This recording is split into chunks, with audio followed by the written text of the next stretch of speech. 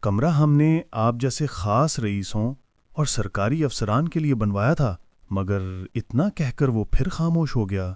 میں نے کہا، آپ کھل کر بات کریں، تو وہ پھر کہنے لگا، بات کچھ لمبی ہے، آئیے ذرا باہر بیٹھ کر بات کرتے ہیں، چائے بھی پلاتے ہیں آپ کو اور باتیں بھی کرتے ہیں۔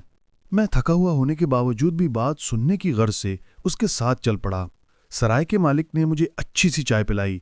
چائے پینے کے دوران اس نے اپنی گفتگو جاری رکھتے ہوئے کہا، محترم، اصل میں یہ میری پرکھوں کی جائیداد ہے۔ میرے دادا پردادا کے خاندان سے یہ سرائے چلی آ رہی ہے۔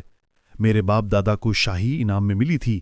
جو جگہ ملی اس میں یہ سرائے بھی شامل ہے۔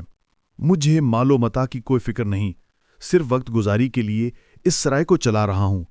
ہمارے اس سرائے میں ایک کمرہ نہایت ہی نفیس اور آراستہ ہے، تو پھر آپ نے مجھے اس میں کیوں نہیں ٹھہراتے ہو؟ میں نے سرائے کے مالک سے پوچھا۔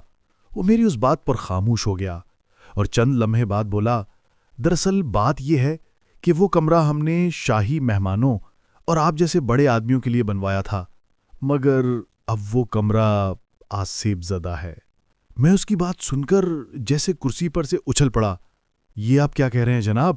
جی ہاں، میں بالکل ٹھیک کہہ رہا ہوں، باقی اگلی قسط میں۔